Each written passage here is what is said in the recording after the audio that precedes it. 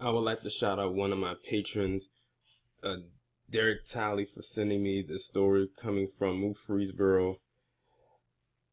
And let me just tell you right now that the racists of today are starting to, I guess you can say, bore me to the point where it's like, not, if I have to say that nothing they ever do surprises me, then that means you're boring me. Like, you don't come up with any other new way to try and inflict, I would say, fear into black people whatsoever. It's been done before. They can't come up with any other way. And in this age of technology and where we're at right now, and a lot of black people are finally pushing back against this, I don't see them really being around for that much longer. So here you have a picture of a church by the name of Walnut Grove Missionary Baptist Church in Murfreesboro, Tennessee, where you have 4 white teenagers who broke into the church and left all kinds of vandalism, leaving racist slogans and graffiti on the outside and mainly on the inside of the church.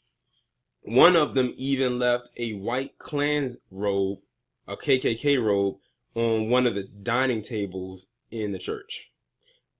One left a pair of, I think it was some scissors or some kind of knife in the wall.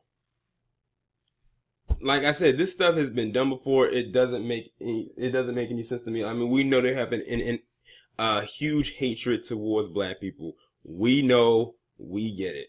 But the thing of the matter is, none of them will bust a grape in a fruit fight, meaning they would never step to us in person. Now, that's the racist type of person that I actually happen to like, because I like their racism out in the open. I like to know who I'm dealing with. These are probably some white kids who probably go to school with probably some of their kids. When I say their kids, I'm talking about the people who are in this church. Like, you don't see black people going over to a Catholic church and doing this stuff.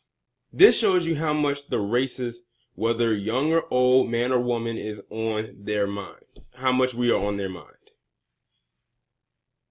They have a very unhealthy, toxic, psychotic obsession with us and have always been like that for years, and we've never done anything to warrant that to them. If anything, it should be reversed, but it's not, because it's not, as a collective, in black people's nature to be that wicked. Sure, you have some wicked black people out there, but nothing on the scale like them.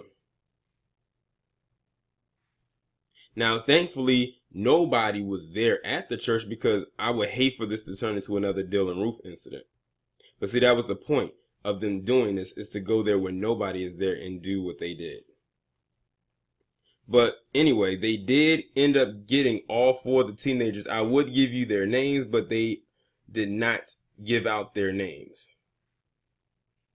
Of course, because they're going to say they were a minor and all of that stuff. But they did say that they got charged with vandalism and burglary. It says, and even on one of the doors it says, "We are white and we are watching you, white power." And whoever wrote this shit, it looks like it was written by a 2-year-old. I swear, some of these racists, they have the IQ of a raisin, but claim to be so intelligent. But their penmanship looks otherwise. Like, if y'all could see this picture that I'm looking at right now, I'm going to leave the link in the article and you can scroll down and you can see it for yourself. Like, I had to read that shit as if I lost a few brain cells, because I could barely understand what the hell they were writing. It looked like it was damn near in another language. Like, the words were all squiggly and crooked. Like, it was damn near illegible.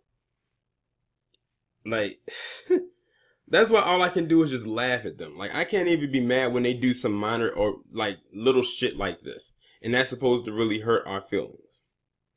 To truthfully honest, a lot of black people are moving away from the church anyway.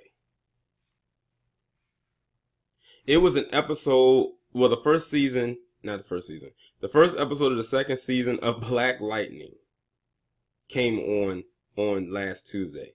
And there was a scene when the Thunder character came in and gave the money to the church so they could do some repairs. And when they saw her walk in, because she had her hood on and a mask because she was disguising herself, the pastor, played by Clifton Powell, pulled his gun from that pulpit. He stopped in the middle of his word and pulled that gun from his pulpit. But what made it even more interesting was when the other members of the church got up and pulled their gun out too. I said that to say this. Maybe, just maybe, people in the church should look into that Second Amendment right. Especially if you live in an open carry state. Them fools would not think twice. Well, they will have to think twice before they ever pull some stuff like this again. But at the end of the day, they did this after hours, so nobody was there, so it still wouldn't matter. But this is nothing new from what their ancestors did. As a matter of fact, their ancestors did more, because they took the cross and burned it in the church, or they just burnt the church, or they bombed the church, like those 4 girls at the 16th Street Baptist Church in Birmingham, Alabama.